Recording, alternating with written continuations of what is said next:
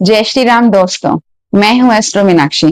दोस्तों, आप सभी जानते ही हैं हमारे हिंदू धर्म में इतनी सारी तिथियां होने के बावजूद भी एकादशी को एक बहुत महत्वपूर्ण तिथि माना जाता है। तो आज हम बात करेंगे आखिर क्या है इस दिन में सभी देवता, ऋषि मुनि और स्वयं भगवान विष्णु भी इसे विशेष बताते हैं। धार्मिक मान्यताओं के अनुसार एकादशी केवल एक तिथि नहीं है, वह दिन है जिस दिन हमें मन और कर्म दोनों से शुद्धि का अवसर मिलता है। कई लोग तो इसे पापों का क्षय करने वाली तिथि भी कहते हैं। लेकिन साल में कुछ एकादशियां ऐसी होती हैं जिनका महत्व सामान्य एकादशी की तुलना में कई गुना ज्यादा होता है। प्रत्येक वर्ष 24 एकादशियां आती हैं। जब अधिक मास यानी पुरुषोत्तम मास आता है तो इनकी संख्या बढ़कर 26 हो जाती है। तो आज हम बात करने वाले हैं इसी एकादशी के जो अधिक मास की 11 जून को पड़ रही है और जिसका नाम है परमा एकादशी। क्योंकि ये एकादशी अधिक मास में आ रही है और अधिक मास भगवान विष्णु को बहुत प्रिय है, इसलिए इस एकादशी का महत्व कई गुना अधिक बढ़ जाता है। अब जानते हैं इस एकादशी का नाम परमा एकादशी क्यों पड़ा। परमा का अर्थ है सर्वश्रेष्ठ, उत्तम और श्रेष्ठ फल देने वाली, हमारे भाग्य को जगाने वाली।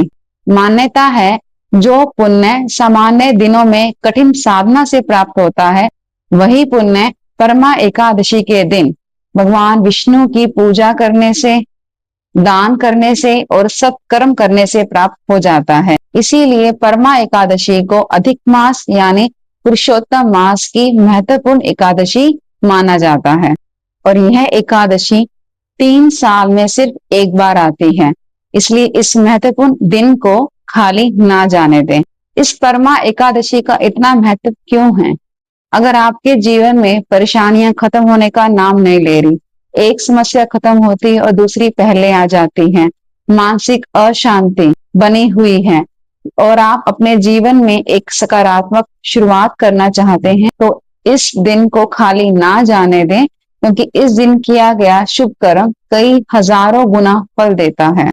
इस दिन आप सुबह जल्दी उठकर स्नान करके स्वच्छ वस्त्र पहने और माता लक्ष्मी और भगवान विष्णु के सामने घी का दिया जलाएं, एकादशी की कथा सुने और भगवान विष्णु को पीले फल या पीले मिठाई का भोग जरूर लगाएं आप, और विष्णु सहस्त्र नाम का पाठ करें जो काफी अच्छा माना गया है। कहते हैं परमा एकादशी का व्रत और इस दिन की भगवान श्री विष्णु की भक्ति का पुण्य हजारों यज्ञों और अनेक तीर्थ यात्राओं के समान फलदायी माना गया है, इसलिए यह एकादशी अत्यंत दुर्लभ और विशेष है। तो आप इस एकादशी को पूरे विधि विधान से व्रत रखें और द्वादशी के दिन सुबह इस व्रत को आप खोलें।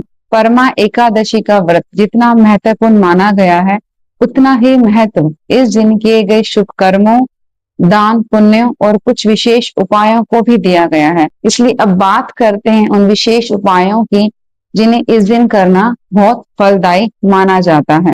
सबसे पहला उपाय है, आप एकादशी की सुबह 1 लोटे पानी में थोड़ी सी हल्दी मिलाएं, फिर इस पानी का आप पूरे घर में और घर के मुख्य दरवाजे पर छिड़काव करें।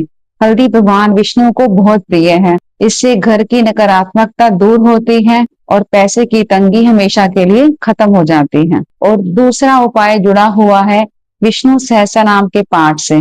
इस दिन विष्णु सहस्त्र नाम का पाठ जरूर करना चाहिए, लेकिन अगर किसी रीजन से नहीं कर पाते हैं तो आप इसे घर में काम करते हुए, अपनी शॉप पर या ऑफिस में मोबाइल पर विष्णु सहस्त्र नाम का पाठ चलाकर छोड़ दें।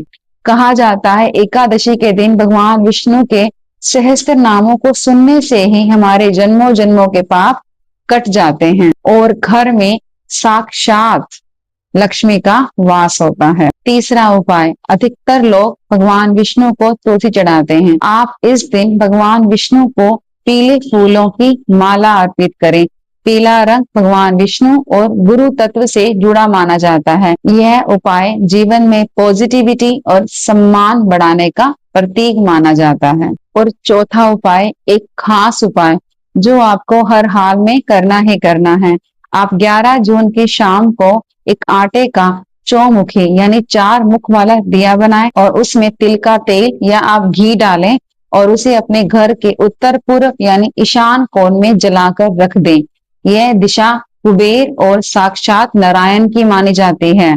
इस उपाय से रुका हुआ धन आपको वापस मिलने के रास्ते खुलते हैं और आपको कर्ज से भी मुक्ति मिलती है। पांचवा उपाय। अब बात करते हैं एक ऐसे उपाय की जिसे परमा एकादशी पर भगवान विष्णु की कृपा प्राप्त करने वाला उपाय माना गया है। आप इस दिन गुप्त दान अवश्य करें। जो दान बिना किसी दिखावे के और बिना किसी प्रशंसा की इच्छा के किया जाता है, उसका पुण्य कई हजारों गुना मिलता है। इसलिए आप इस दिन किसी जरूरतमंद की सहायता करें, किसी भूखे को खाना खिलाएं, कुछ ना कुछ आप इस दिन दान अपने सामर्थ्य के अकॉर्डिंग अवश्य करें। याद रखिए, जीवन में मौके बार बार नहीं मिलते और 3 सालों में आने वाला यह मौका तो बिल्कुल नहीं। तो इस दिन पूरे विश्वास के साथ अपने श्री नारायण को पुकार कर तो देखिए, वो आपकी झोली खुशियों से भर देंगे।